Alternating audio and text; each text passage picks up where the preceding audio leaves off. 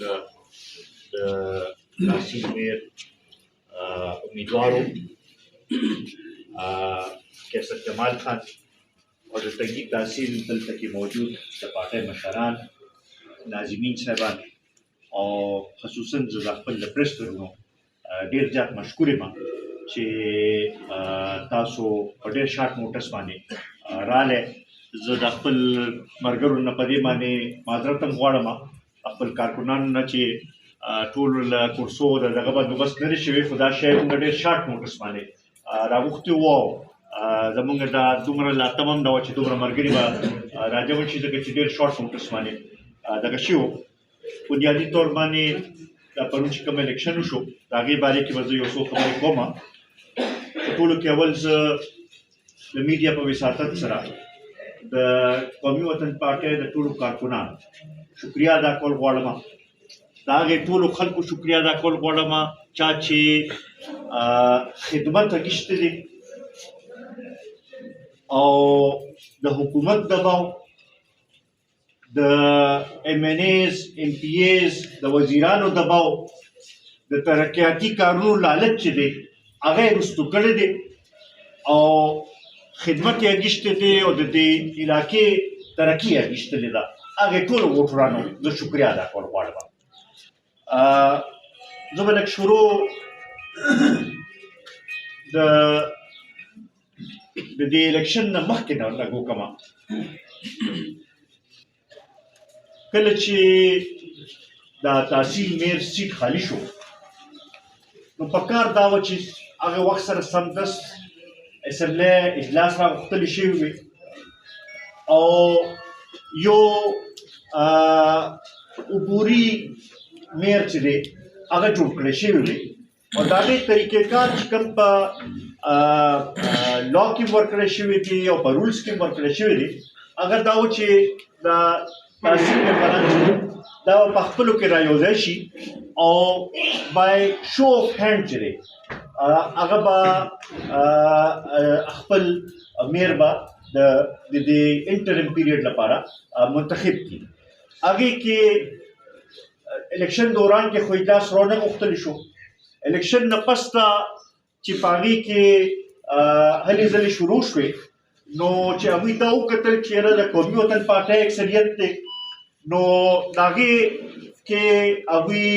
بیا نوې نوې څیزونه راویستل او کله به یې ویل چې یاره سیکرټ بالټ باندې کوو، کله به یې ویل چې یاره د دې شي ضرورت نشته. هغه شی ډیلې کړی شو او موږ ته هغه خپل حکم میلاو نه شو په هغې وخت سره. او دا دې کې بنیادي دا صوبایي حکومت چې دی هغه زه ګڼم چې دا د هغوی په ایمان باندې دا هر څه شوي. دویم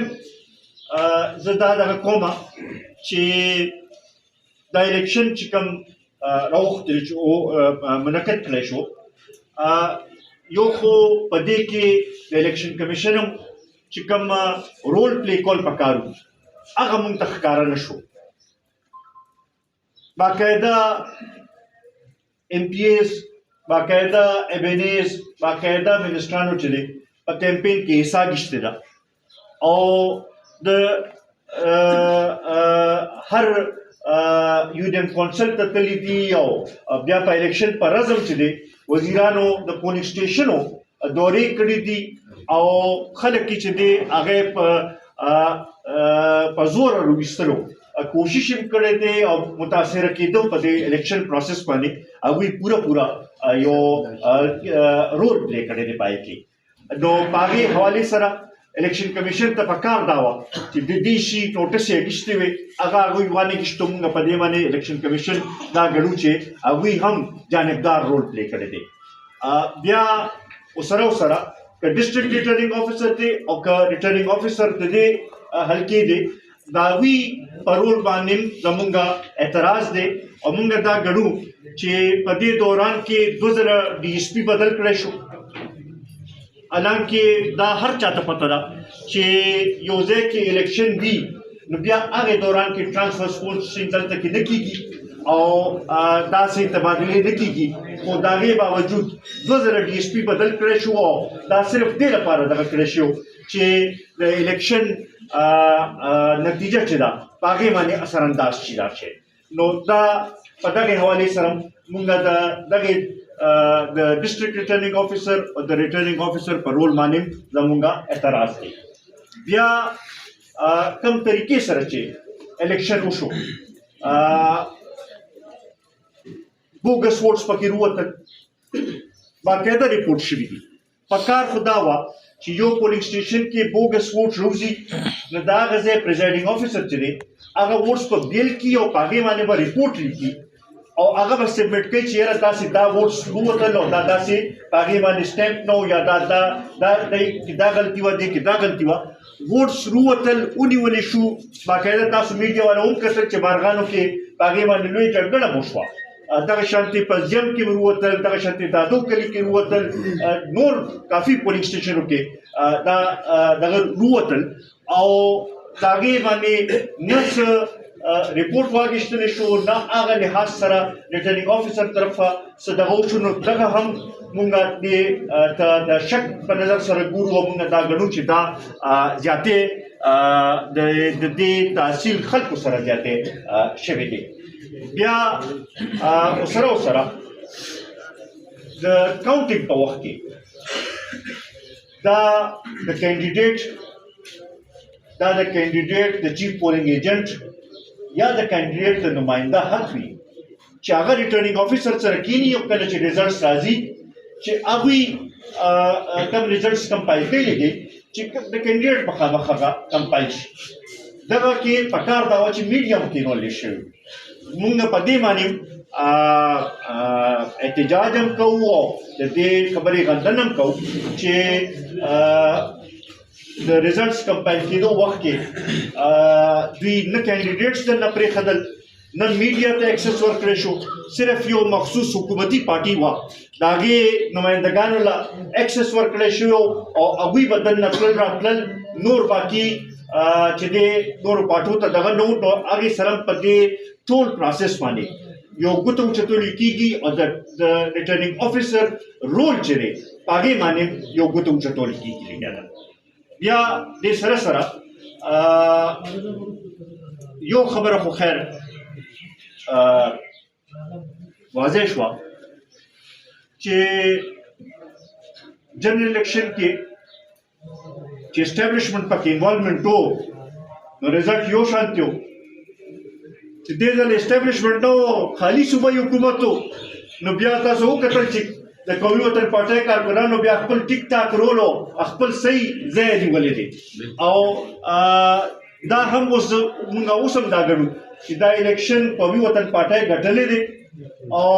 د قومي وطن پارټۍ تحصیل میر چې دی هغه ابراهیم دی او دا الیکشن بلکل زموږ کارکونانو ښه په دغه سره ګټلی دی او دا ریزلټ چې دي دا د هر آفس کې بدل کړی شوي دي او یو داسې ریزلټ ورکړی شوی دی چې هغه د عوامو رایه نه وه نو مونږ دغه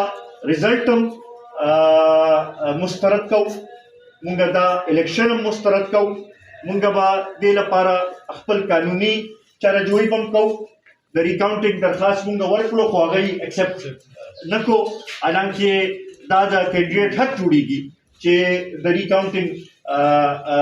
اپلیکیشن ورکړي او سره بیا خاص کر چې دومره لږ مارجن وي نو هغې کې خو ریکاونټینګ چې دی هغه په قانون کې هم دی چې ریکاونټینګ دې وشي نو دا هم مونږ ګڼو چې دا دې طرف ته اشاره کوي چې ریټرنینګ افیسر چې دی هغه جانبداره دی مونږ به ډسټرکټ ریټرنینګ افیسر له هم ورکوو به او وکیلانو سره هم پکې مشوره کوو چې دا نور دا الیکشن چې دی کم طریقې سره چیلنج کړی شو دغې سره سیاسي طور باندې مونږ سبا نه بل سبا به د لومبنی خپل احتجاج چې دی هغه به د تحصیل مخامخ چې دی هلته کې به خپل لومبنی احتجاج به مونږ کوو به او یو سټارټ مونږ اخلو پاګي کې به الټیمیټم ورکو او بیا چې دې کوم سره دغه نه کېدل نو دا احتجاجونو سلسله به مونږ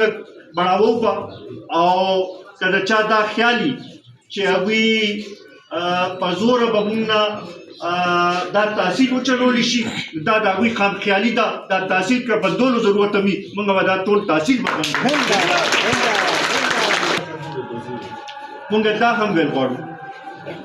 چې دا اوسه پورې چې دا ملک کوم طریقې سره وچلولی شو او دا کوم حالات چې اوس جوړ دي دا سلسله نور داسې چلېدی نه شي دا ملک د دې نور متحمل کېدی نه شي مونږ دا ګڼو چې د آئین باندې پکار چې هر څوک عمل وکړي او هر اداره چې ده هغه د خپل دایره اختیار کې دننه کار کوي پالیسی جوړول حکومت چلول دا د پارلیمان او د سیول خلکو او د سیاسي خلکو کار دی نور ادارې چې دي هغه امپلیمنټیشن باډیز دي هغوی د صرف امپلیمنټیشن کوي چې کومه رای او کم دغه ولا پارلیمان ورکی کم پالیسی ولا ورکی الله به دا ملک مخکې ترقي کوي بیا وسره خصوصا په صوبایي خودمختارۍ باندې مونږ دا ګڼو چې زمونږ د آئین بنیاد چې دی هغه صوبایي خودمختارۍ سره تړلی او څو پورې چې تاسو صوبو له خپل حقوق ورنه کوئ نو دا ملک صحیح طریقې سره نور چلېدی نه شي بیا د شان دا کم اوس چې مونږ خبرې اورو چې د NFC اوارډ خلاف د 18 ترمیم خلاف د صوبایي خودمختارۍ خلاف چې کومې خبرې کېږي دا ټول مونږ رد کوو او مونږ دا ګڼو چې که دا دغه کېږي نو د هغې خلاف به بیا قومي وطن پارټي به ټولو کې اول به میدان ته راوځي به او په سړکونو باندې به بیا مونږ د هغې خلاف احتجاج به کوو زه په دې موقع باندې دا هغې ټولو ملګرو دا هغې ټولو کارکنانو چا چې یو طرف ته د صوبایي حکومت د انتظامیې د پولیس د MNAs MPAs د منسټرانو مقابله وکړه بل خواته د الله تعالی طرفه د باران چې کوم صورتحال د هغې مقابله وکړه او ښه په دغه سره په پولیس سټیشنو باندې هغوی خپل کردار ادا کړو زه د خپل هغې ټولو کارکنانو ډېر زیات مشکور یم او داسې کارکنانو باندې ما ته فخر دی چا چې خپل پوره کردار ادا کړی او دا د قومي وطن پارټۍ کارکنانو ثابته کړه چې قومي وطن پارټي